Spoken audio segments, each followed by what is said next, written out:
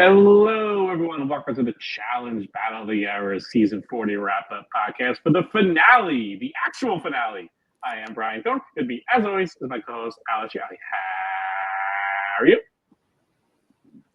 I really want to come in with the energy I have coming in here, which is actually good. I know we maybe disagree about where we're at after this final, but I can't wait to talk about that. But I would be remiss if I did not acknowledge that you have had a finale location change. You have jetted off to some greener or less green location. Yeah, I left Vietnam. I swam to some stores. I figured it's been almost 10 years. Maybe I should have an actual setup. I have a house. I have some rooms. Let's get a little setup. So I got a desk. I got a ring light. I got some little knickknacks on the side. I got a little studio. So this is great. So for the, I think we did get a little bump in audio YouTube viewers because of all of our mumbo jumbo at the New Year's Eve glasses last week, last week, last week. But maybe we'll get people popping in to see the setup. Could you show us a little bit about, I recognize a lot of the trinkets. Sure. So on this side, we got the classic Challenge 40 t-shirt. Bring it up, bring it to the stage. Now, are you no longer wearing it? I don't want to take it off. No, well, I think I'm kind of done wearing it. I don't know. I wore it a couple times. I could bust it out if I ever want. Done wearing it. Yeah, I don't know. It's also at this point, it's kind of like, well, maybe when it's like in a few years, it's like retro, I'll bring it back. But I don't know. I probably won't wear it for a little bit. So it's kind of there. Quick pause. It couldn't look more mobile, like for the audio listeners, because we still want you to see on audio. But it's a hanger stuck on the wall, and it's stuck it on the wall, so it's like floating there. So I don't want to ever take it off. It looks like it's hooked onto a hanger. So like just from our vantage point, it's like you're at a clothing store and you're like, oh, can I like see that shirt hanging up? And they're like, no, sorry, that's stuck there. That can't be moved. A lot of the knickknacks are from you, so I appreciate it. This is a classic. I forgot about this one. I got the Anissa Nope mug. One of one. I guess a now defunct name, but Rob is a podcast. Now defunct. But you're still saying it on your exit press, so you're keeping I'm gonna change it up tomorrow. I'm gonna say the challenge wrap up. Great. And then I got your two gifts. The where is it? Where's the camera? There it is. The challenge wrap up. And little TJ laughing. Little glasses there. The Survivor buff from that New York Survivor event. And then the piece de resistance. My best tweet of all time from the Super Bowl. Framed with the views. Here's how hard you need to be dragged for that. Was that a gift? Like, did Emily give this to you, or you framed this yourself? No, I purchased it myself. Okay, so you framed this yourself, and when you displayed it, the ring light was showing. Like, that was like an extra layer of douchebaggery to have the like reflective ring light. That's beautiful. I love the setup. Very professional. Makes me look bad. Very braggadocious in a way for being able to have a house where you could have that set up. If I had that in my one-room home, I think people would be like, what's all that about? Which I already get when you have my microphone and my headphones and stuff just on display. So that's beautiful. I love it. Stepping it up for the finale, part 2. Yeah. And who knows? Maybe the show will just be canceled because MTV might go away. And then we're just done. So I did this for like one episode. Is MTV going away? No, it just got Drag Race back on MTV. MTV's thriving. I don't know. I thought I saw something like MTV might be shutting down. Like they're, I don't know. Maybe that was fake news. Fake news. Oh, okay. So end of an era, possibly forever, part 2. Before we got on, I'll spoil that you said like, what a joke. Or you said something under your breath, some like mannish, daddish phrase under your breath. What brings you down, Brian? What's your reaction coming out of the finale? What brings me down? So we discussed how would we feel if the karma points swung the results of the final.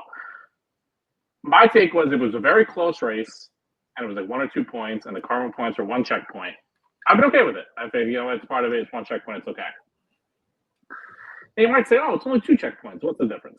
The difference is Rachel had no business, 0, winning this final. And the fact that she's now not only like the co-winner, but it feels like the show is making her the winner. Like she gets the big confessional about what this means for 40. She gets the big win. They edited this season to be like Rachel's triumph. Jenny was torched throughout a lot of the season, especially in this final. Maybe rightfully so, but still, I'm sure they could have found some clips about people trashing Rachel. And it's such an undeserving win. Like, Rachel was not good in this final at all. I understand the mental part is very much part of the final. That's the only thing she won. Michelle, if this was a Michelle and Jenny Cohen, absolutely they were pretty neck and neck, and maybe Michelle gets a little boost near the end. That's fine. It's just so frustrating because going into the last checkpoint, this one was like really at my antennas pierced. I'm like, this is going to go horribly wrong. Into the last checkpoint, Rachel is a confessional. And she says, on the men's side, it's Jordan running away with it. Like, no one's even close. On the women's side, anyone up for grabs. I did the math, okay? Going into the last checkpoint, Jordan had the same lead over Derek that Jenny had over, not even Rachel, over Michelle. So Yeah.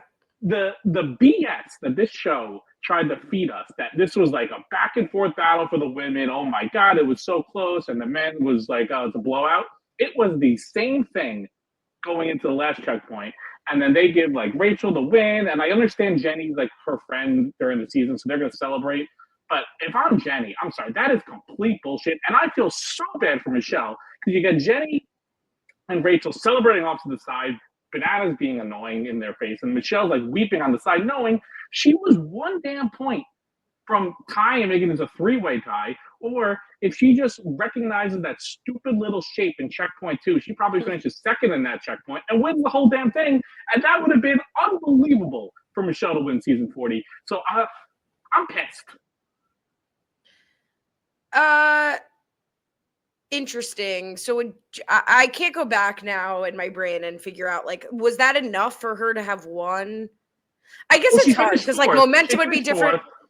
It's very sliding doors. Second, it's 2 extra points. Yeah, I mean, it's probably it is. But if she comes in first, is Jenny hungrier? Is Michelle lays it? Like, like the wind's blowing a different direction, whatever. I mean, I hear you, but that's her fault. Like, she underperformed in that checkpoint. She came in 4th place. I can't go back to that. But it's mostly because I don't have the math skills. But I agree. I was tracking this the whole way also. I was mostly impressed when they revealed the scores that I was correct in my tracking. That was a shock. But I was also shocked that they did at least show us, here's what the scores were without the karma. Here's what the karma was. They didn't quite show us all of the karma totals, right? We get the montage of people. So that's a little hinky. I think we said this going into it. They should have told us it was going to be 2 checkpoints because you want to scream watching it that if it was just 1 checkpoint, it wouldn't have made a difference. So it feels like they decided at the end when they saw the results to make it 2 checkpoints. Yep. That was the problem going into it. Tell us how it's going to work so that we don't have to go through that stress. I agree. I think the person I'm most pissed for is Michelle. I think the way it plays out with Jenny and Rachel is fine. For me, I bought into the edit of it all in terms of the karma votes they showed. It just seemed like Rachel's karma was so dominant. It was like 5, 5, 5. Now, again, that's editing. They didn't show us Devin. They didn't show us a lot of other people. But it was like 5, 5, 5, 5, 5, 5, 5. And it almost felt a little bit like the part of season 40's final that was like an homage to the 40 seasons of like, what does, not just how you treated people this season, because no one gives a shit about that. It's like, how do people view your reputation, the people you've been competing with, the people who watched you on TV and now are playing with you, the people you've played with. And in that sense, it felt a little bit appropriate to give some recognition to someone that just has absolutely everyone in the house's respect. And I was like, oh, that's kind of nice that then it was like sort of a contestant vote to give Rachel a boost. And they didn't knock Jenny out. When I thought Jenny was going to get knocked out, I was like infuriated, but I was okay with the tie. Michelle absolutely should be crying. And I'm glad they at least showed that because it is bullshit to knock her from 2nd to 3rd more than I think it's bullshit to knock Jenny's prize down by some portion. Yeah, and that's just vibes. That's not real fairness. Your take is like correct. It's just like I felt like satisfied as a viewer with the Jenny and Rachel tie, but the Michelle of it all is like pretty unspeakable. I think what honestly just made me most upset was that confessional that Rachel had, because it felt like the show was just trying to tell us a narrative that, in our own eyes, we know is not true. Like, we're doing the Right. math, we're following along, we're watching this final. It is very much a Jenny dominating and Michelle like finding some wins here or there and keeping up on her, and Rachel like much closer to Tori, like trying just to survive the final and like maybe eke out a third place, and just to throw it in our face like, no, it's actually anyone's game. I just felt so like they just like were thinking we're just like idiots watching the show, and like they're just like can make up a storyline just to fit the result of it, and it just like I don't know, like have Rachel give a confessional being like, I know I'm behind and I know it's unlikely, but I know like how I've treated people through this game. I know that can give you the boost. Not that like the final's been close, because it hasn't been close, especially for Rachel. And I just don't like that they're trying to build it up that like Rachel won this final or co-won this final for any other reason than like the added karma point boost, and they're just trying to make it seem like Rachel was right there neck and neck with Jenny, and this gave her a little extra boost just to get the tie. Yeah, the one thing is that Jordan had enough. So, like at the time where Rachel said that, that was true. But at the time they're going into the karma count, I think there was no outcome where even if Jordan got the last place in karma, which he didn't, no one could touch him. So, like, in that sense, Jordan did beat the system. He had an impenetrable lead over all three of the guys. And that, like, there was only one way, I guess, you had to win. Did Jordan win he won every single one besides one? He won everyone except for the counting one. I think that Derek. And won. He came in second or he came in third. And he came. So yeah, no, he came in second. He came in second. It came in second. Okay, so if you have all first places and 1 second, or all first places, you would not be able to be touched by the karma vote, even if you came in last, based on like the numbers, whatever. Or maybe that's not true. It's just the way Derek shook out. Yeah, you can be tied. If every single one went Derek or Jordan first, Derek second, except for one flipped with Derek first, Jordan second, Derek could have tied the karma vote with a being in first, Jordan in last. So in that, but like the way it did shake out going into the karma vote, Jordan had an impenetrable lead, even if he came in last place. So kudos to him. He didn't get himself in a position where he could be taken away based on karma, and Jenny did. So in that sense, like the confessional was misplaced because it was more up for grabs amongst the women, where Jenny has 22, Michelle is 19, Rachel is 16, Tori is 13, right? Like that was vulnerable to be shifted in a way that Jordan's lead was not. That said, I maintain, I think we had more of a problem with the karma votes than it seems a lot of, at least like the Facebook group maybe did. I don't know. But like, it's just the challenge is not a game. I don't care how many times TJ says, I told you it matters how you treat people. Like the challenge, your reputation in the challenge bites you season to season. Do people want to work with you? Do people trust you? Like that's the nature of it. Your friends that you're coming in with, which by the way, when Jordan says like, I didn't pregame, I didn't send any texts, like, yeah, you don't need to, you're coming in with Tori. Anyway, the point is like the nature of the challenge is not to have like a popularity contest awarded at the end of it. Like the challenge is a social and strategic game, but the end is physical. It's not a house vote. It's not a jury vote. And I don't like that they added it in. That said, it's probably like the closest to satisfying way it could have shook out. Like if Jenny got knocked out of first, I would be here. I'd have my upset headband on, not my normal run-of-the-mill headband on. Yeah, because this was an unbelievable performance by Jenny, especially considering she said that she hasn't swam since the last time she was in a final. And she did great. The only two things she stunk at this final, oddly enough, were the two things that weren't really swimming. It was the counting she wasn't good at, and then it was the last checkpoint that wasn't really swimming anymore. It was the mechanical paddle, whatever thing. And that was the only two things. Like she did incredible with the swimming. Her and Michelle were great. And I just felt, I felt so bad for Jenny because she did so great, and I feel like she was like just so like I thought she was crapped on by a lot of like the challenge fans of like why is she even here, all this other stuff, and here she was about to go smash this final and win season 40 in a dominating way, to like shove it in everyone's faces, and I feel like people are going to look back on the season and just really more remember it for Rachel and Rachel winning, and I think Jenny's kind of going to be a little more lost in the storyline. And I think Rachel, and I feel like the show is going to, I get the sense, going to try to make Rachel more of the face of the winner because she's just the more popular person in the challenge world. And I feel bad for Jenny because I think Jenny had her final performance was very close to Jordan's. It's tough in that when we say it's like Rachel's more popular, it's like, and we've been clocking this all season, right? Rachel played a phenomenal social game. It's not just that she has the well-deserved reverence of being like a dominant female competitor from era one who like really kicked off the challenge being what it is. So that alone would get the respect of a lot of people. Then she played like a really amazing social game, stepping outside of her era to like bridge those gaps in a way that we're told by people in confessionals that Jenny didn't.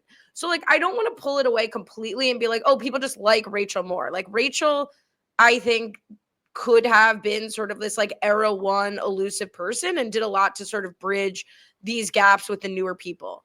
That said, we didn't see who from the new era really voted for her other than Amanda and like Cara, not that she's new. But it's also like, to your point of like them trying to like lift Rachel up as the winner. It's really curious for Jenny to have won even as a co-winner and still have gotten the edit that she got, for all the reasons we were talking about last week, that we didn't think she was going to win this week because she had such a terrible edit, even as far as in the final, even this episode, she's complaining. People are telling her to shut up. Like, she's not getting the edit of someone who's absolutely dominating, even as we see her absolutely dominating. And it's tough to, like they give her a bad edit to justify the karma votes. And that's frustrating because if she had just had a clean win, she would have had a much better edit. But she has bad karma votes because she was annoying. So like, it's like the chicken or the egg in terms of the edit or the karma. But yeah, I feel bad for her in the sense that like, she's one of very few winners of any, reality show where she'd have like pretty much a bad edit during the season and still go on to win the game. Yeah. And then the challenge isn't immune to doing weird edits for winners. I mean, just coming off 39, Emmanuel had like a super bizarre edit that made him almost pretty unlikable and everything like that. So like him winning is kind of similar in that vein. So again, like the challenge doesn't do winners edits because normally there's not a vote to justify the winner.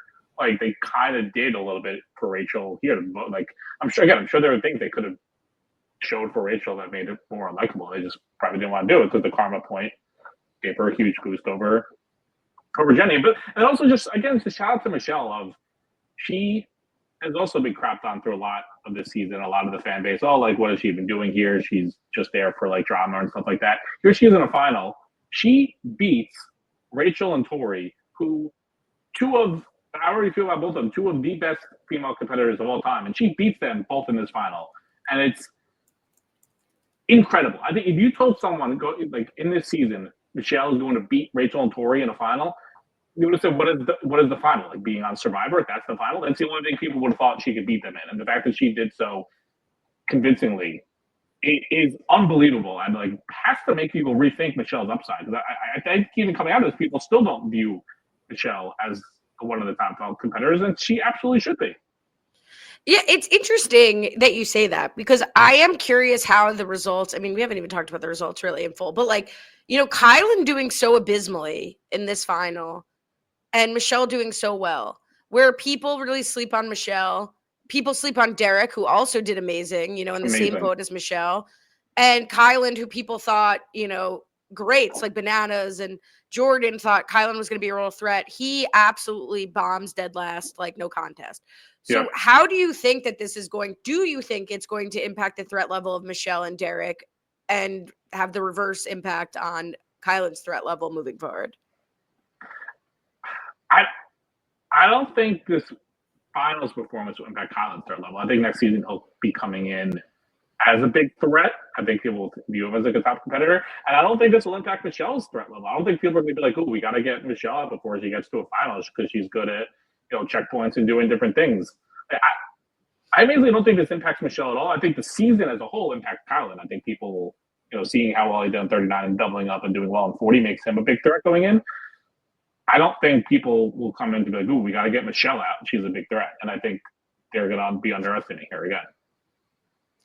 I mean, it's interesting because people do try to get Michelle out. It's just not for those reasons necessarily. Yeah. But I think I think it's going to be interesting to see how this final is treated because it was so unique and that it was primarily swimming, even though I still maintain that like swimming is running, but just like harder, like more resistance full body. I don't know. Like I still feel like there obviously is like some technique and Michelle has experience swimming, but I don't know. To me, it's still endurance. So I'm willing to, I'm curious about the difference between swimming and running. But anyway, maybe some people will think this was sort of like a one-off skill set issue. Like, oh, Kylan did so bad because it was mostly swimming, but it won't generally be mostly swimming. So we're going to throw that out as a concern. We're still worried about him. But he struggled on puzzles too, like wasn't just the swims, although at that point, maybe there's a momentum and confidence issue. But I generally agree. I think we've said it before on this podcast. I think people just decide how they feel about your threat level, and it's hard to get rid of that one way or another. So like Derek's always going to be slept on. Michelle's always going to be slept on. Kylan's always going to be viewed as a threat, no matter how many times they make it to finals and under or overperform. But we hopefully will remember this. No promises, though. I think for someone like Derek, his threat level will jump because I think people will see him. His threat level might jump almost more as like the likability factor and specifically finals. I think people will see Derek as he's someone we can get out in elimination, and if we don't in the finals, he'll do pretty well. But he's not as much of an elimination threat, so I can see Derek having to like go into multiple eliminations this next time out, unless he can use the social capital to stay out of it. But I think the men will be like, let's get Derek out quickly, otherwise he's going to be a threat later on. Yeah, and this was such an interesting mechanism where you went in directly if you lost. So it's like even hard to assess. Now I don't even remember when people are in eliminations if it was because they lost or because they were voted in. But yeah, it will be interesting. I would love for people to treat Derek like the threat he actually is. So that would be, a great outcome. But yeah, he probably should be in sort of like the Amber B spot of like someone you don't want to slip through to when like endurance counts, but you could, like you said, get them out in elimination. Although Derek did great in eliminations this season too, as did Michelle. A likable Amber B. I think that's a very good comp. Wow, I like. Well, I like Amber B, but no one else does. People fell. I fell. My microphone fell. My microphone fainted at the slander. The other thing we didn't talk about, one thing is an update. If we go back a little bit to just wrap up some of the checkpoints with the coins, we did get an update from Derek on Twitter that you didn't have to count the amount, you just had to count the number, which I think became clear as the totals were revealed. What did you think about how they all had a different amount of coins? I don't think I realized that. They all had different. I thought they all had the exact same amount, and they were just how much they were off the total by. So I'm not the mathematician. I put the leisure and what was the mathematical? Wait, what was the checkpoint called with math? Mathematical leisure. Was it that? That's what I wrote. It was, mathematical leisure. I put the leisure in mathematical leisure, not the mathematical. But I tried to like take the totals they said going out and then add or subtract the difference. Impressive. And I don't think they were the same number, which makes sense, right? Because you'd want to prevent them from working together. Right. Oh, good job by the challenge. I didn't think they would go that far, but you know what probably happened? They probably just got like ordered 8 bags of random coins off Amazon, and they just all came in different amounts. That's how they. Because Derek said he leaves with, and I won't go through this for never, and I just want to like make sure I'm right. If Derek had 6,088 as his count, and he was over by 118, that's like 5,970. And Rachel, who put up 6023, was over by 58, and that's 5965. So like they vary. But then I was also like, that's unfair. Like even if you have like 10 more to count, isn't that unfair? Maybe we should waste time on this if I'm wrong. It's like we'll do 15 minutes on something that wasn't true because my math is bad. Good job. I mean, if that's the case, I'd prefer them to be a little bit different. And it was not Price is Right rules. You could go over. So the good job. And the one thing I'll give the challenge credit for through this final was the transparency. They didn't give like the karma point total, but like in this checkpoint, they showed exactly how much people were off, like the under or above, which was good. They showed the point totals at the end. They added the karma points at the end, so that was good. They were very transparent along the way, outside of doing the carbon points at the end.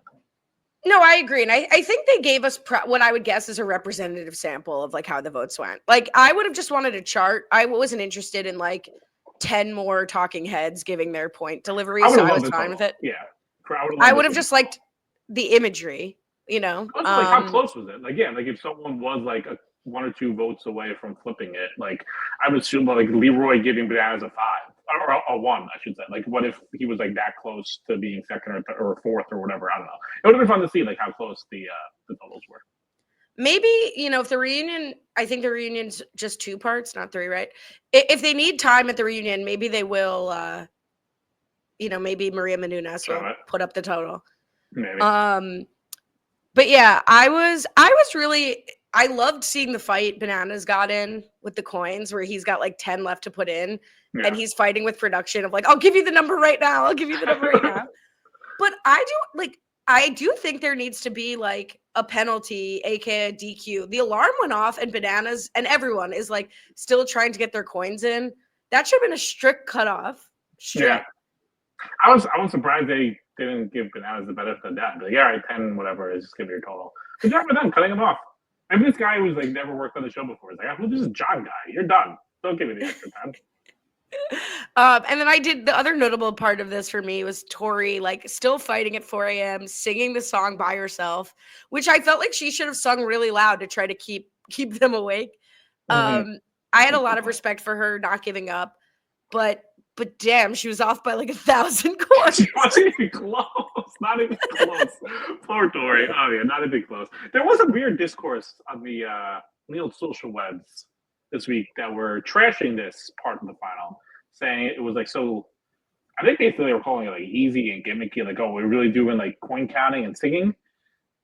And I thought this was like the most creative part of the entire final. I thought this was like the most creative overnight portion they've ever done, and I thought it was brilliant. I mean, I'm partial to the waiting for Godot subway activity that never happened, but I just waiting for the train that never comes. But I don't know, like, can't we just have fun? Like, it was a little goofy. It was a little reprieve from the swimming.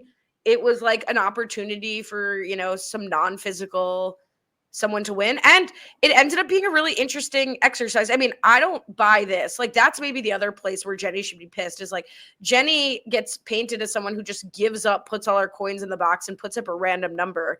She ends up doing really well. So there's just like no way she, ask her in exit interviews, like what if she actually gave up, because she ends up doing very well for someone who stops counting the coins. But it did raise a strategic question of like, is it worth it to just throw all the coins in the box, put in a random number, take the 1, and get much more sleep than your other competitors? I guess the problem, though, as Jenny points out, you can't really get as much sleep because people are in the room with you, I think, and they're doing the loud singing, a lot of commotion. You can try. It's more so just can you just like turn your brain off and rest, which you probably could. And it's not a bad strategy. I mean, Jenny, we were talking about like Jenny just going to quit, and she kind of did. But she'll be like, she smartly quit. Like she just put them all in the box one by one. And honestly, even if you're doing that subconsciously, I'm sure you have to do it one by one. So it's some part of your brain you're going 1, 2, 3, 4, 5, 6, 7. Like you're sort of counting anyway. So that why, like if Jenny was at like 5,700 or whatever, and the last like 300 she was just doing really quickly, you could probably guesstimate to like where you're at. Especially when you're dealing with Tori, who doesn't know, 1 to 10,000. Yeah, it might have been the case where she's like, instead of making the piles and being exact, she's just like throwing them in and being like, F it, works out. Yeah. It cracked me up when they're all like wake up before date night TJ shows up and is like, they're talking about like when they got tripped up. It just really reminded me of when I took the bar exam. And for anyone who's taken any test, it's like people start talking about their answers. I'd be like, don't talk to me about your count. Like, don't tell me the numbers. It'll freak me out. Yeah.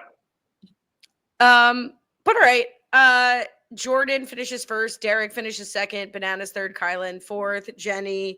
Oh no, sorry. I'm writing the totals. I don't know. Yeah. Derek finishes first. Sorry. Derek and Rachel finish first. And then he says the gays are back, which is great. Jordan and Michelle finish second. Kylan and Jenny finish third. Tori and Bananas finish fourth. But I do want to point out, again, the top 3 women beat the first place man in terms of accuracy in this coin counting.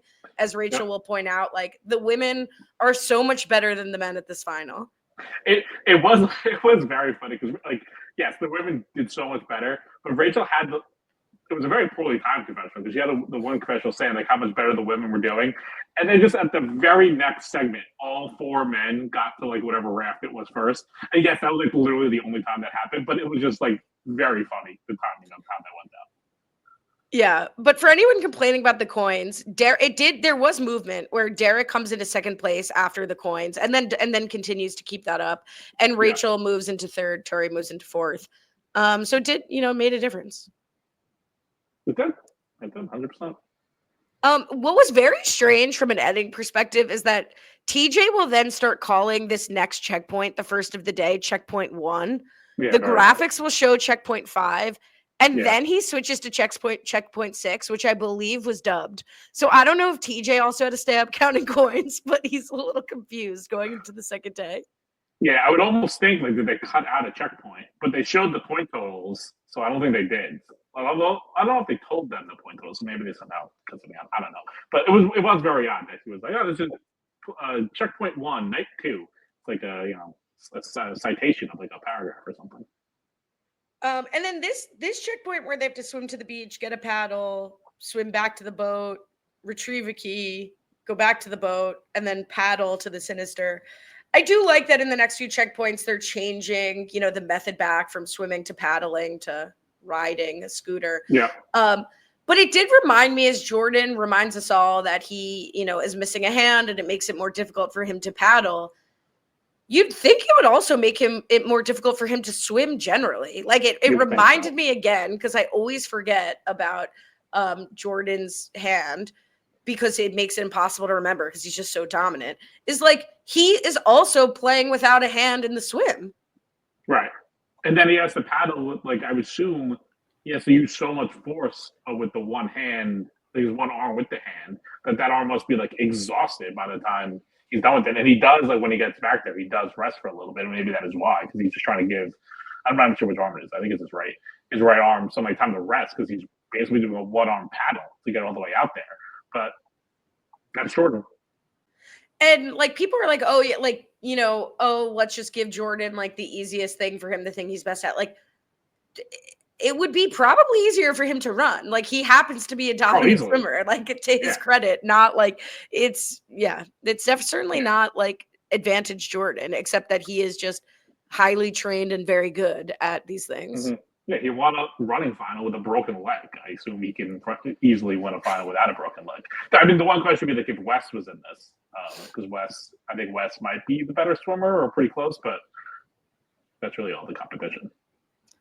Yeah, we'll see. Michelle really kind of falls apart here. She was cracking me up when like Kylan helps her get up, then she needs help getting out on the boat, then she loses her paddle. Rachel also needs an assist from Kylan. Poor Kylan, he's just there as like roadies for the last place women.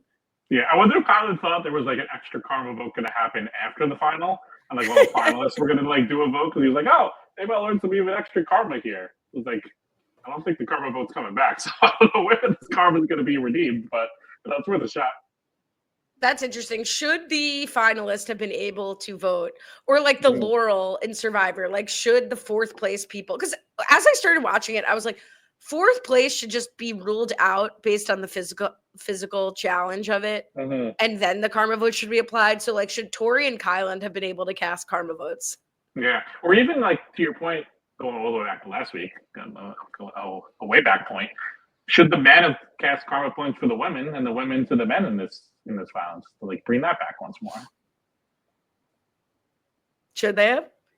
No, definitely not. But I don't know, should they have?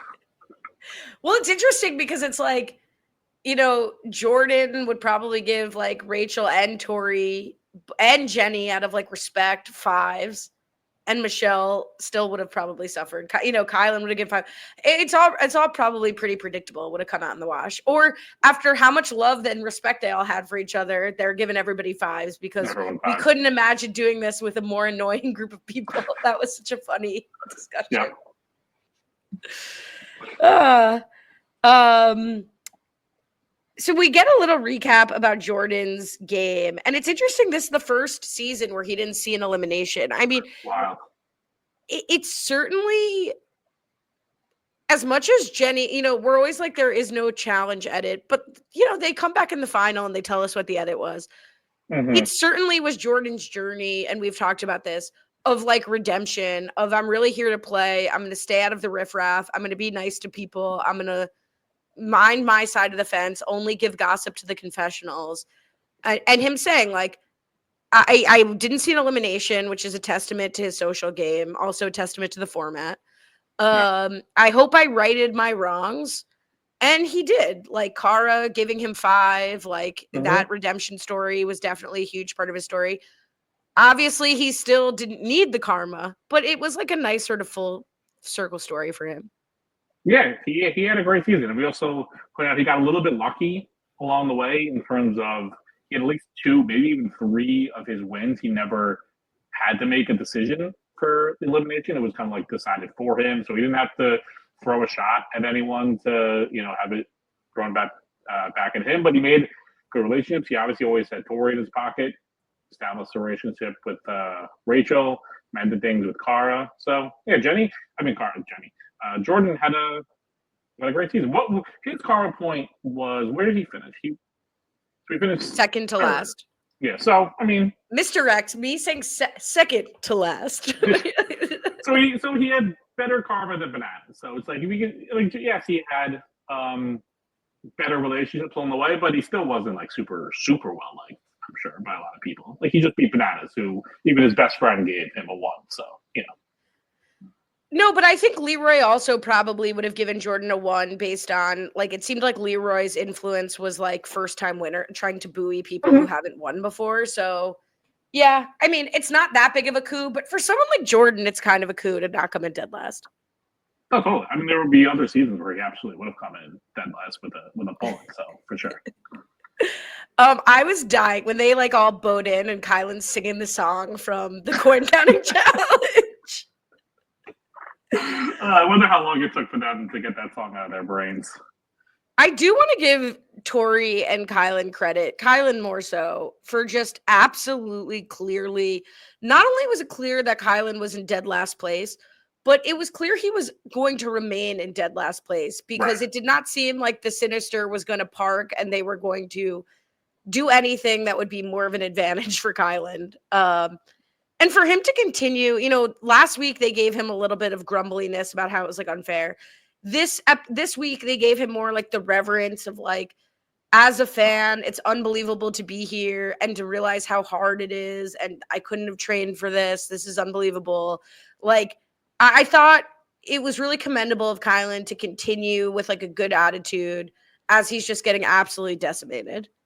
Yeah, 100%. I mean, Tori, there were some moments where it seemed like maybe she would be able to jump to 3rd or 2nd if the karma vote went her way. Kylan, really from checkpoint 1, it was like, all right, Kylan's in dead last. Like, he's got no chance this entire final. Tori, I was surprised she did as poorly as she did in a number of the checkpoints, so I would have been surprised if she quit anyway. But for Kylan, yeah, it was great that he kept his positive attitude, helping Michelle and Rachel and other things along the way, keeping a good attitude.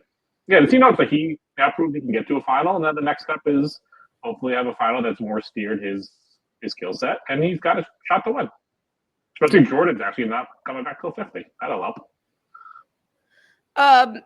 It's also It's also maybe that's another advantage of sort of this mysterious karma thing is that like it could serve as a way for someone who's in dead last to stay motivated of like, well, you really never know what could happen if you feel like you have good relationships. Not worth it for the viewer, but maybe that's something that was being considered. Checkpoint 6 is where I have the most confusion because like you talked about maybe a checkpoint was edited out. I believe that TJ said the next, I thought when he set up the speed math, you're going to get to, first of all, it was a cute little bait and switch. And he's like, come have a drink with me on the sandbar. And everyone thought it was going to be gross food. Right. And actually you get some coconut water and you're going to go 1v1 in speed math until you win, swim back. The last place person has to wait. Then he says your next challenge starts as soon as you get back. doesn't he? Or was he talking about arriving at the sandbar?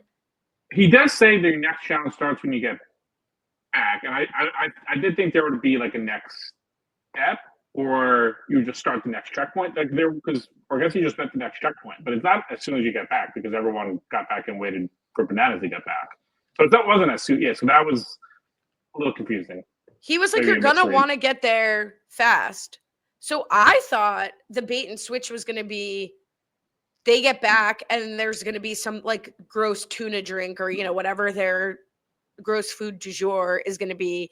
And when you get there, you have to like finish the drink. And that's the completion of the checkpoint, that there was going to be like the double reverse on the gross food. I'm fine that there wasn't. And maybe I have to watch it back. That was like a very confusing. It was. Yeah. Looking back. Yeah. I can understand the confusion. I kind of just like blocked it out as it was going on. But yeah, I think that was a weird way to phrase it. So the one thing I will complain about in this one, especially given that there was no part B, if we find out that there was like somehow a part B on the boat that got edited out, I take this back potentially. But I feel like so the last person who does not win the equation, so in this case, Bananas, who loses to Kylan and is deserted on the deserted island, has to wait for Kylan to swim back to shore. That to me is bizarre to have just an automatic fourth place. So that only works if there is a puzzle or some other gross food or some other time dependent activity that Bananas could catch up with on the boat.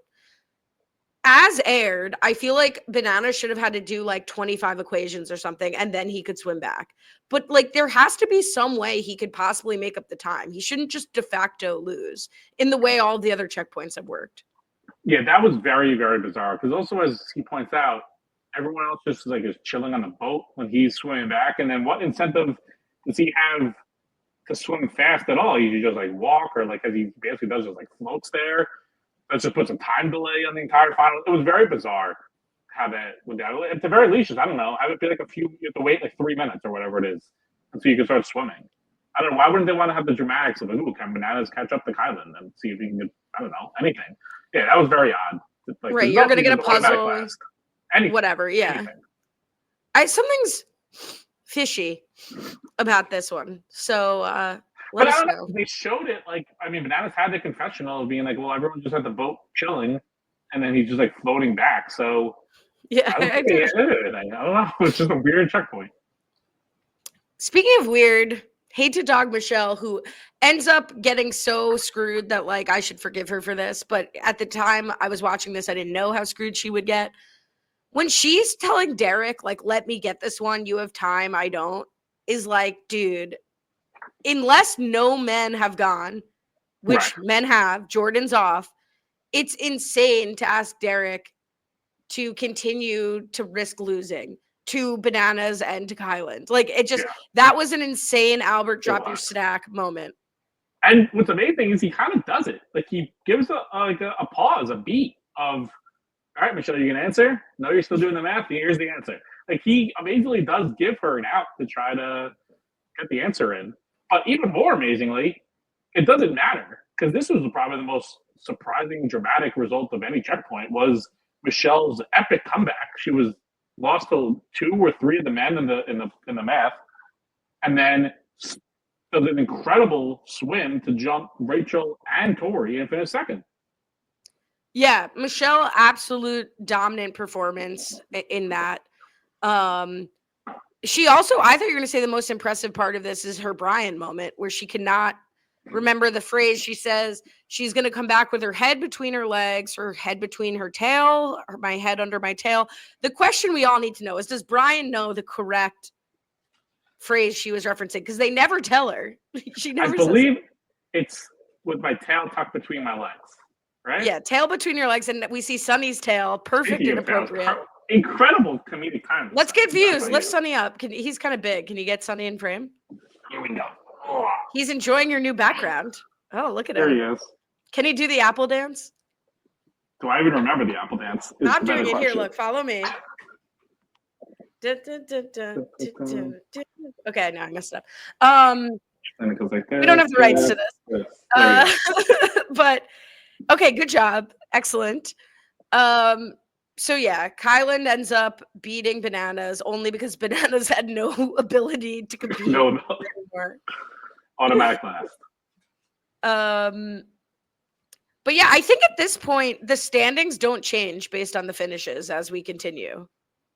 Yeah, it's locked in. Yeah, Jenny, Michelle, Rachel, Tori, Jordan, Derek, Bananas, Kylan, and that's how it finishes after the next the Champions Cove. And that's the part where. Oh, sorry. Yeah, no, I was gonna say they break out like the middle school. You know, you had those like scooters where you ride around on and you like bang your elbows on. This one, they were mechanical underwater. Yeah, I had enough difficulty on a regular razor. Nobody's putting me on an electric anything. But no, this is the part where Michelle is as close to Jenny and second as Derek is to Jordan. And Rachel's like, it's anybody's game as she's like so deeply behind. But yeah, the women here beat all of the men, I believe. In the final checkpoint. Even Jordan? I'm sure that can't be true. But maybe. I don't know. Well, with the tokens, I think it is true. Did Jordan find his token? Maybe it's not true. Nearly all of the men, at least most of the men. Yeah. The 3 non-Aquaman men. Yeah. All right. So they all finish. It's a heartwarming moment. That was really nice. I think there was just like a lot of nice community moments with TJ, without TJ. And we really talked about this in detail. But did anybody surprise you at any of the karma votes that we did see? I mean, it's hard. They went over it so quickly that it was hard to even like register. I mean, obviously, like Leroy giving Bananas 1 was surprising. But other than that, I mean, it made a lot of sense who was giving who to what. A lot of people making the same joke of, can I give a 0? Can I give a negative? Can I give a negative 100? Out of the same jokes there. It went over so quickly. And I was already sitting there because I had the math of Rachel being down by 6 points, and they're saying it's worth 2. I'm like, they're gonna do it, aren't they? They're gonna do it, and I was just very upset. So it was hard to like let individual karma point votes kind of sink in. It was interesting to me that Emily, and I just probably don't remember drama from the season, but like Emily giving Michelle a 1 felt like, yeah, it was kind of random. Random.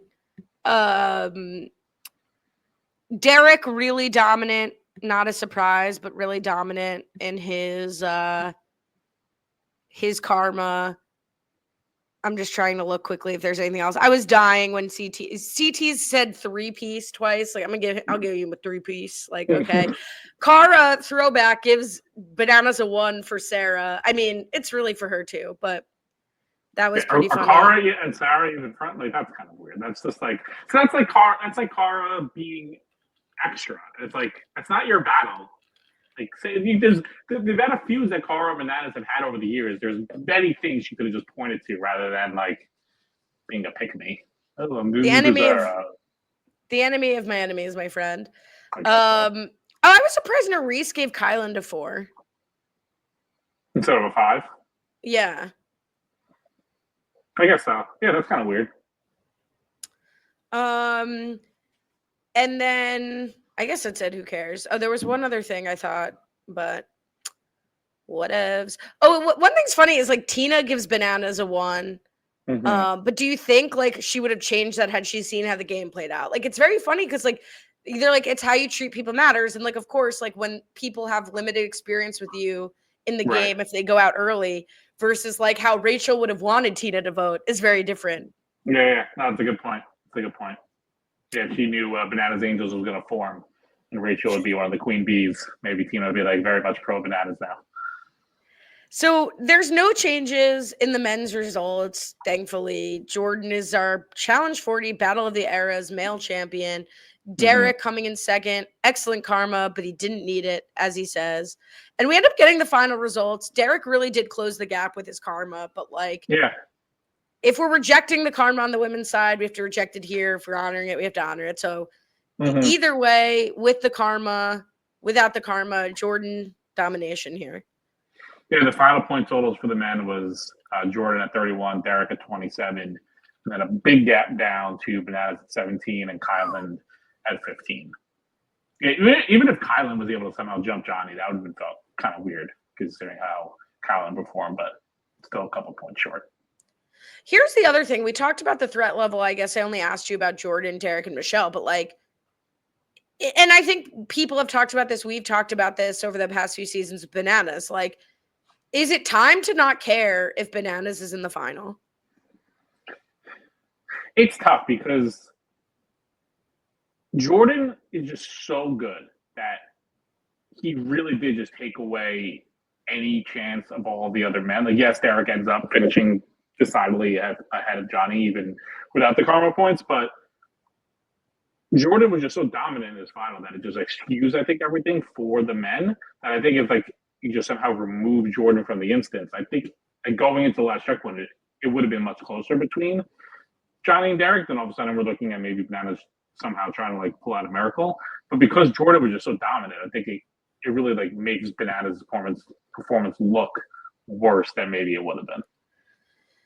So that's interesting. And it's also the sliding doors thing I was saying about Michelle. Like, perhaps Bananas doesn't feel as motivated as he's being demolished by Jordan, but I think he would have preferred to come into second rather than third. Oh, he was definitely trying. It wasn't like, yeah, give up. Like, he was trying to get second. No, and I don't think anybody's not trying. I just think there is some, like, it's like when the people who had the armbands, the targets, it's like, are they like subconsciously trying more than the people who aren't? You know, just like those little factors that you can't kind of like, if you think you're really close, even when like Jenny's pacing with Jordan, she's like, wow, that really helped me. You know, like there's just some things, even if you're trying as hard as you can, or you think you can, you could always try a little bit harder, a little bit less. Anyway, yeah, I don't know. I think this is like a pretty piss poor performance for Bananas. Like, Derek's beating him by 6 points without the karma. I think piss poor is a little piss poor. I said it. I mean, I guess he wasn't even close. It wasn't like he was finishing like third on Derek close. He was like usually bringing up the rear with Kylan.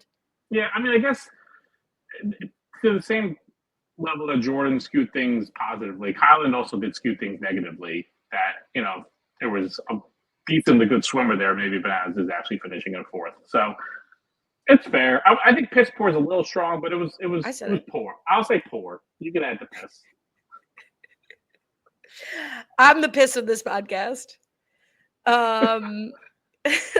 Let's get to the women.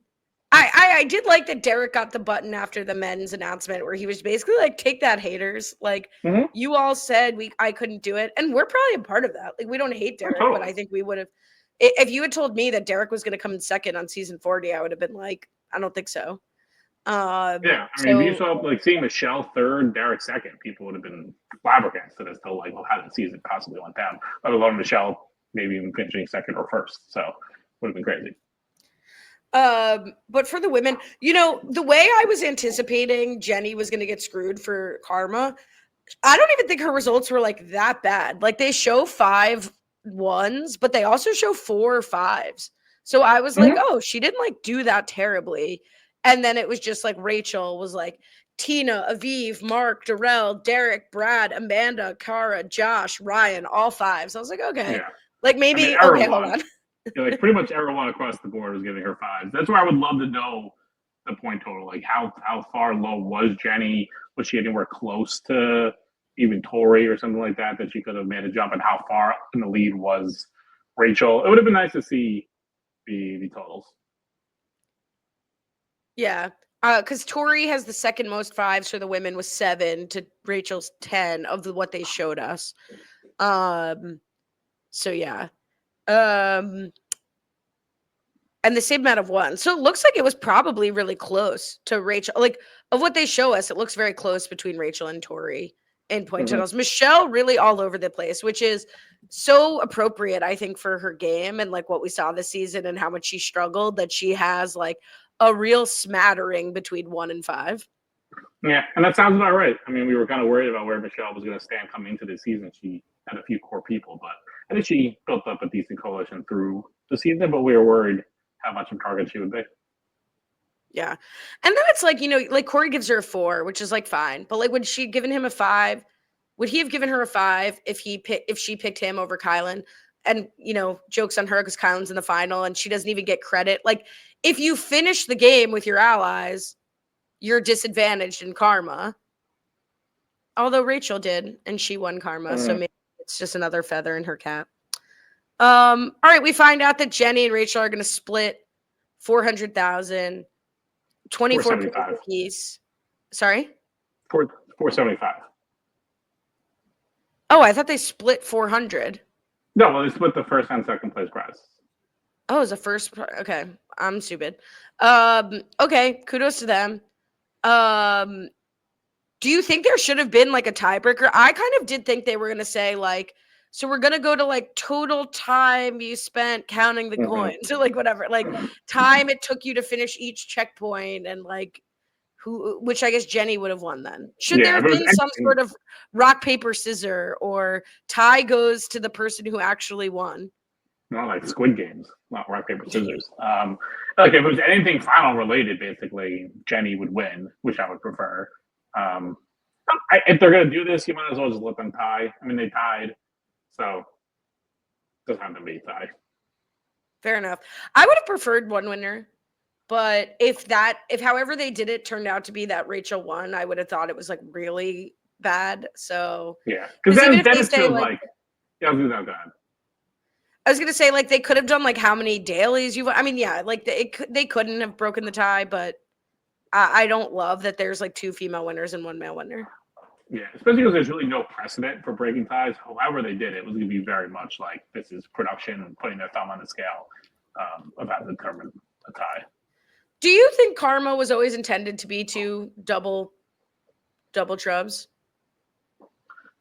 I hope so. I mean, I like to think that production wasn't really trying to boost Rachel up and give her the win, but I mean, they set themselves up for that, right? Like if they just said it before the final starts, then they don't have this in their way.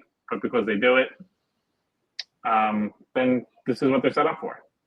So I would say I do think they always intended it to be two, because I think they would say we want it to have a chance to have impact. Otherwise, why do it?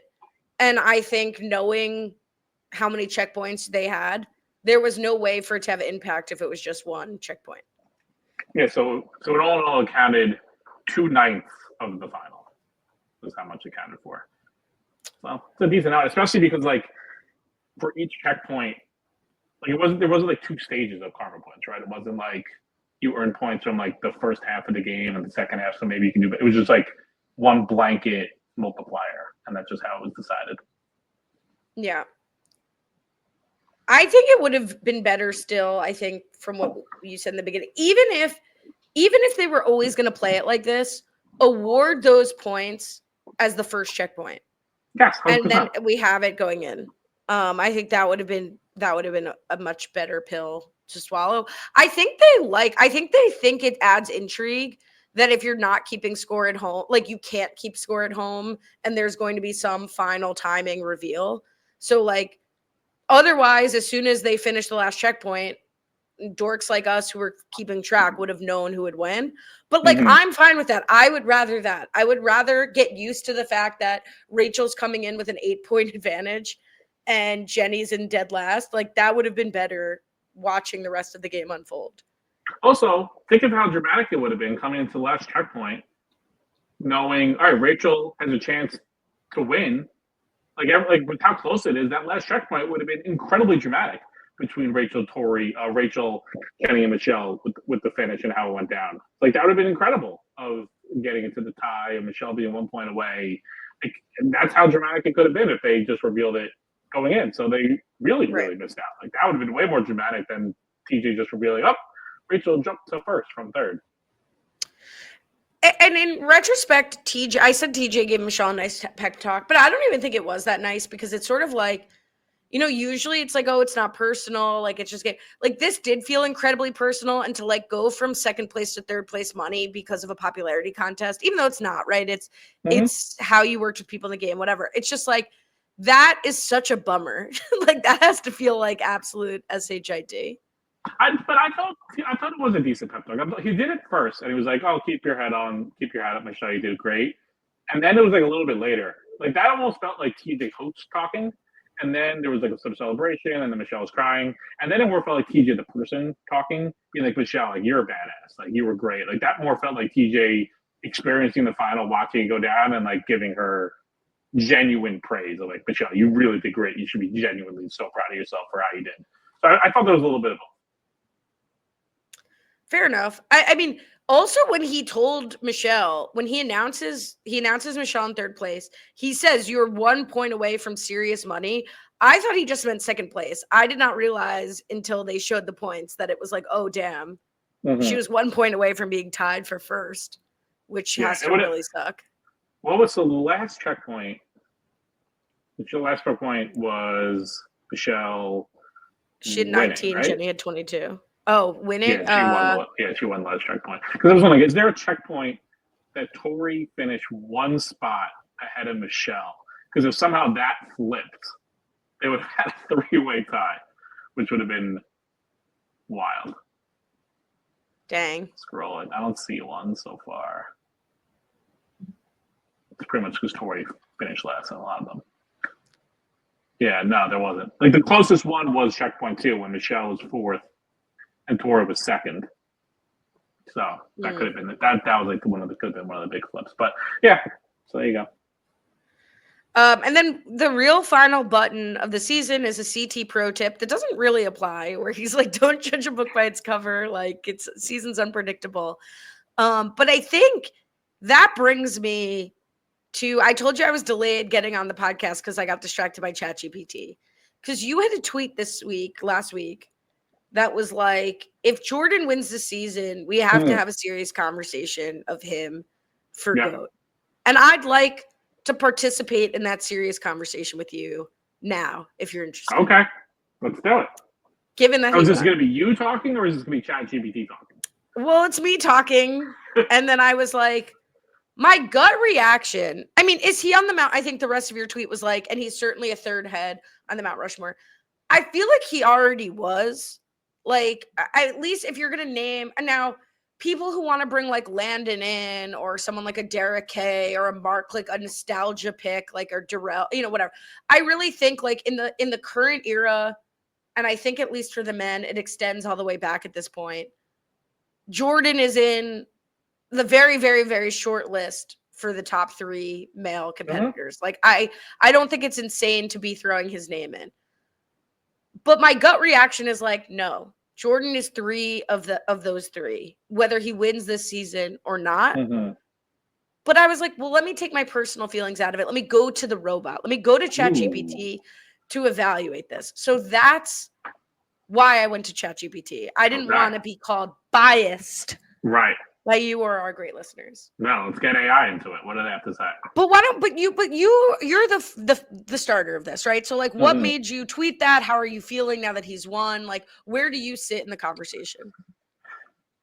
It's very close because I remember thinking this started. It was the one of the podcasts where we each did it separately, and I like lost my brain by the end of it, and I just went into like a 10-minute debate amongst myself between Bananas and CT, who was the GOAT. And I came away still thinking it was Johnny.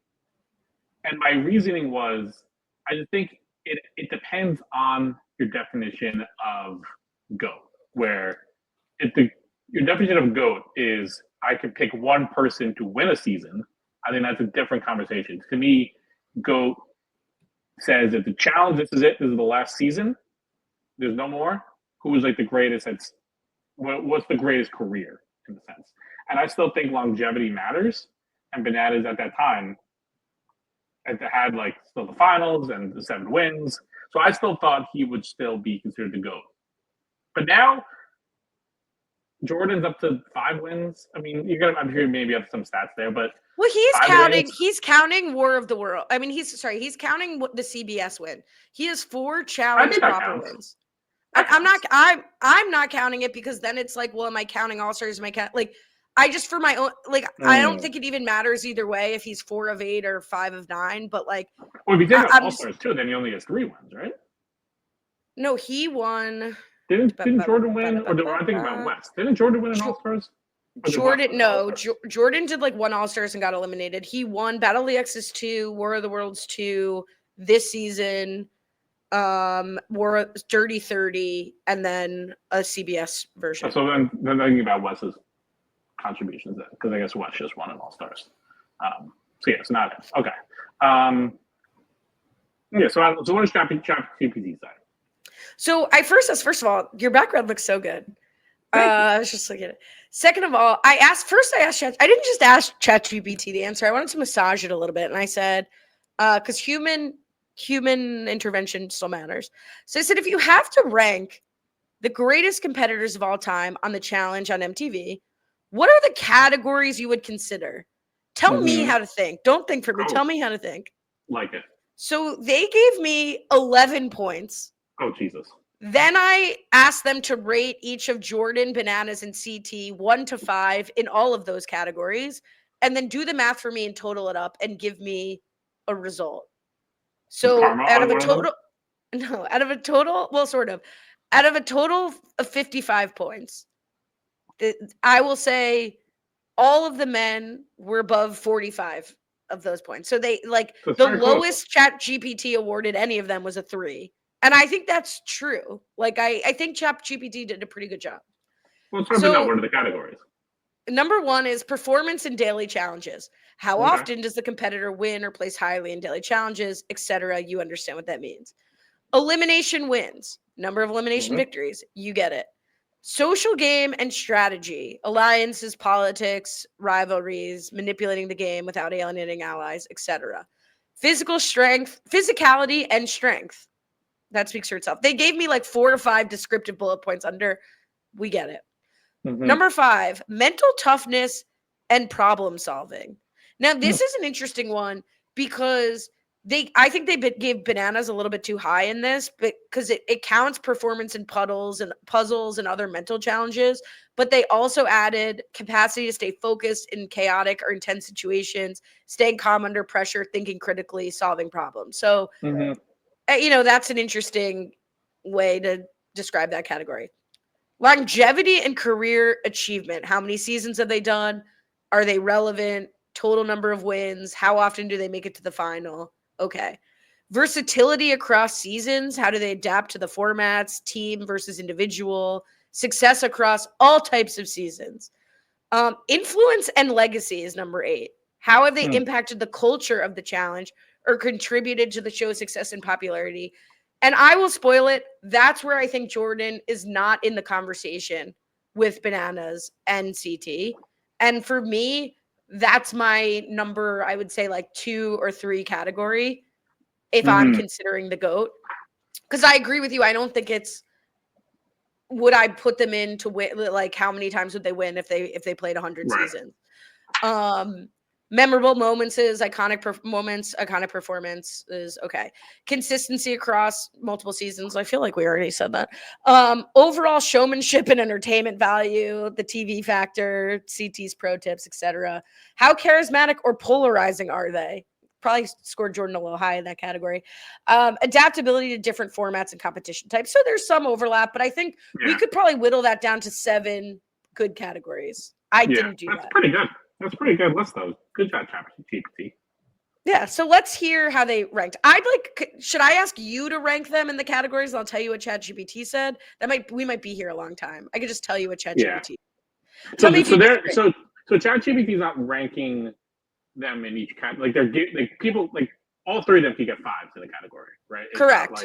I asked them to rate them 1 to 5 in each category, much like the final, and then total them up, or much like the karma vote. Performance in dailies gave Jordan a 4, gave Bananas a 4, and gave CT a 5. Interesting. I think that's too high for CT. I was gonna say I think it should probably be 5 for Jordan, 4 for Bananas and CT. Yeah, I agree with that. Elimination wins gave Jordan a 5, Bananas a 4, and CT a 4. I mean, I went back to their elimination records again, just challenge proper seasons. You can drop Johnny. I think Johnny is probably a 3 at that. Yeah, I mean, honestly, CT is 6-6, and Bananas is 15-14. So CT and Bananas are about 50-50. Yeah, and Jordan is isn't Jordan way 6 better. and 2 or something? He's 8 and 4. He's 10-5. Yeah. But So that's it's definitely really valid. impressive how few eliminations CT has been in for how many seasons he's done. Like, that's what Right. kind of blew me away about that stat. Yeah. Social game and strategy, Jordan gets a 3, Bananas fair. gets a 5, and CT gets a 4. I think that's probably right. CT could probably get a Probably. 3, but Oh. I'd probably give him a 4. Yeah, I think 4 is right. I think his ET is very likable, but he doesn't really do much strategy thinking. So 4 is probably about right. Yeah, I think it's right. Physicality and strength for Jordan, automatic 5, no disagreement there. Which one? 3 for Bananas, really that's tough. undervaluing him. And they gave CT a 5.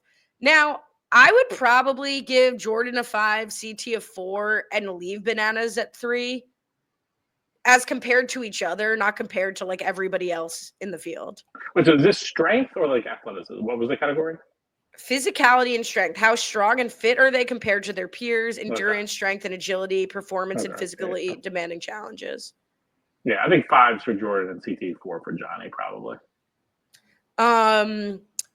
Mental toughness and problem solving for Jordan, they gave him a 5. They gave Bananas a 4, which I think is a little high, and they gave CT a 4 also. You can't give Johnny and CT both 4s in that. You have to drop Bananas. Yeah, I mean, I think so. CT is better at puzzles, but Johnny's very good at figuring out how to do these games like quickly. I think he's like very good at adaptability, like within like quickly understanding how to do it daily, which I think falls in that category. Longevity and career achievement. Let's lump this in with influence and legacy. So they gave Jordan a 4 in longevity and career treatment and a 3 influence in legacy. Yeah. And for Bananas, they gave him a 5 in both. And for CT, they gave him a 5 in both. What's funny is I actually think longevity, I feel like Jordan should have a 3, but like memorability, is that a word? I don't know. That should be a 4. Yeah, I think he's been on 8 proper seasons. I think he should be knocked down to a 3 for longevity and career achievement. Because at least for me, as I'd make the category, it'd be more longevity. Career achievement is coming up in elimination wins, performance, physical strength, like whatever.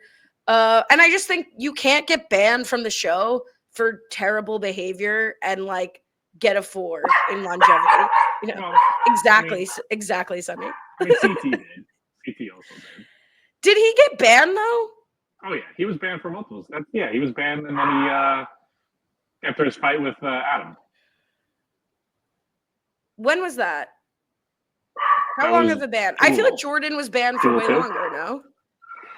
I mean, it's hard. Like years. I mean, CT was gone for at least 2 or 3 seasons, and then he first came back when he did the Bananas backpack with Cutthroat, and then he came back I think the next season. But he was from the fight with Adam until Cutthroat. He was not on the show. So maybe he just Jordan kept himself off the show for longer. All right, I take it back. I guess I'm just like, is fighting as bad as racism? I don't want to go down that road. I can excuse racism. You can excuse racism. I didn't excuse racism. No, I'm saying I'm excusing racism. I was quoting the kid. You were quoting who? Community. Oh, classic.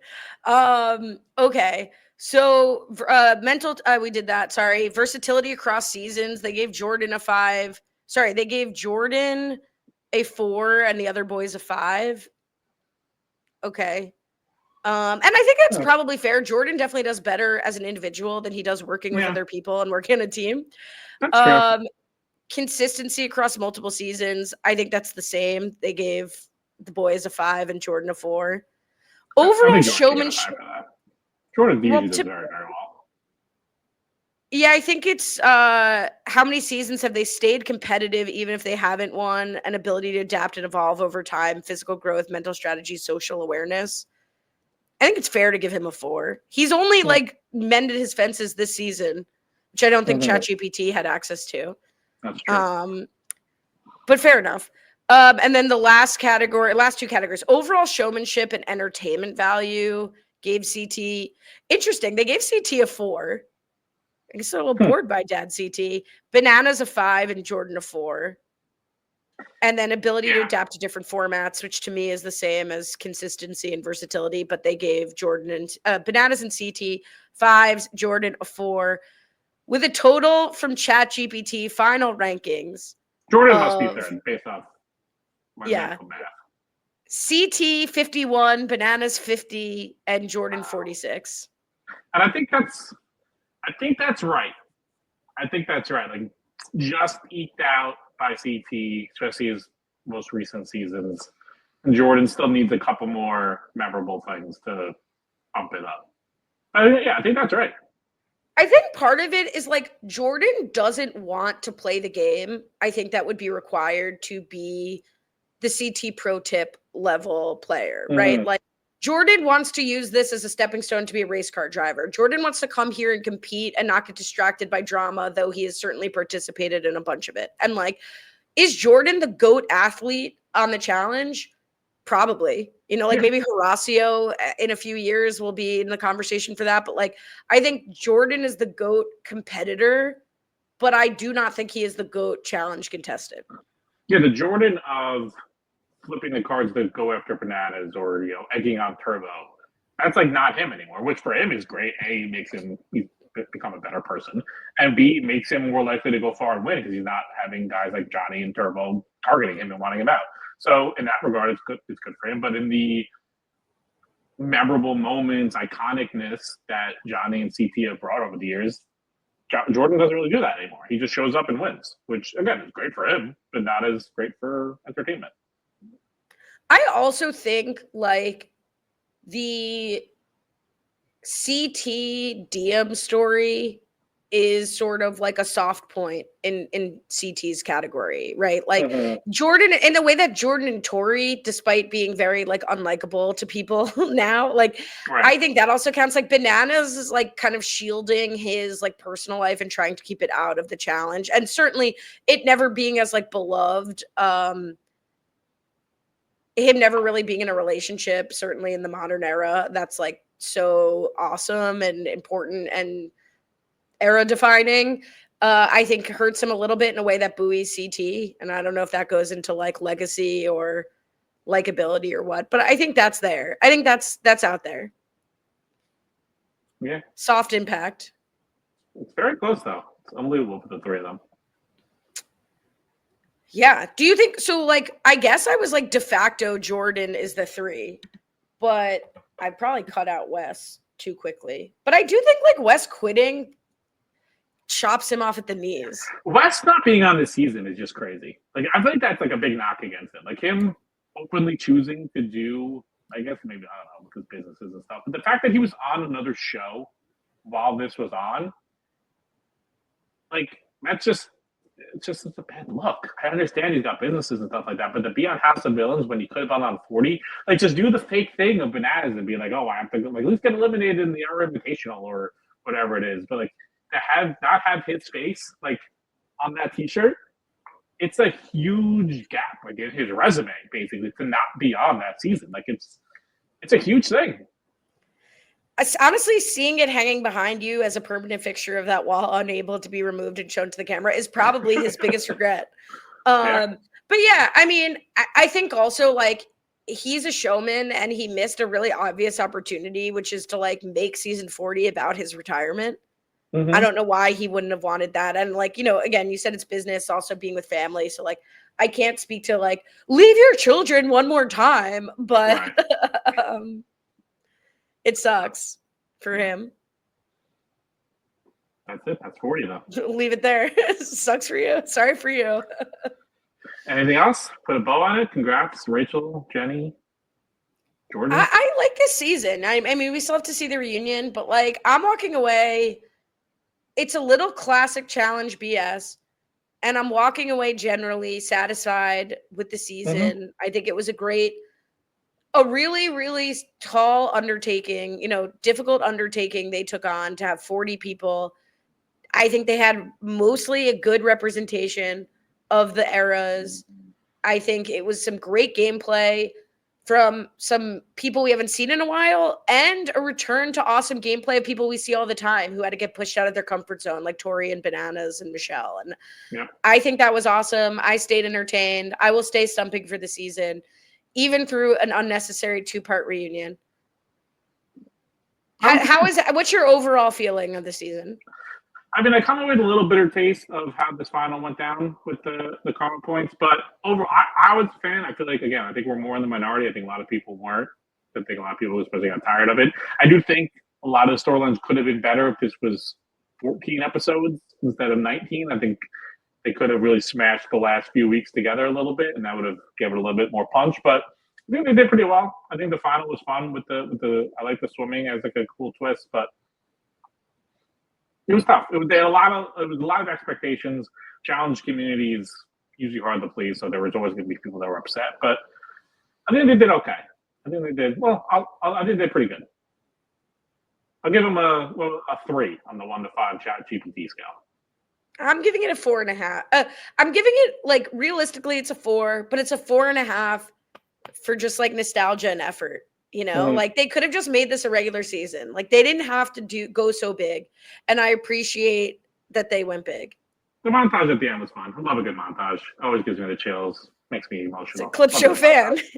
I'm a huge clip show fan. We know. We know. I should have a recurring clips though, just going like on a loop right behind me all the time. But maybe frame the clip show. Programming note: we will not be back next week. We're going to do the reunion in one part, as it should be done. So we'll be back in 2 weeks. Say goodbye to our 20th episode of the season. Unbelievable. No, more than that, because we did 4 previews. So plus episode 0. So it'll be 24th episode of the season. A lot of episodes.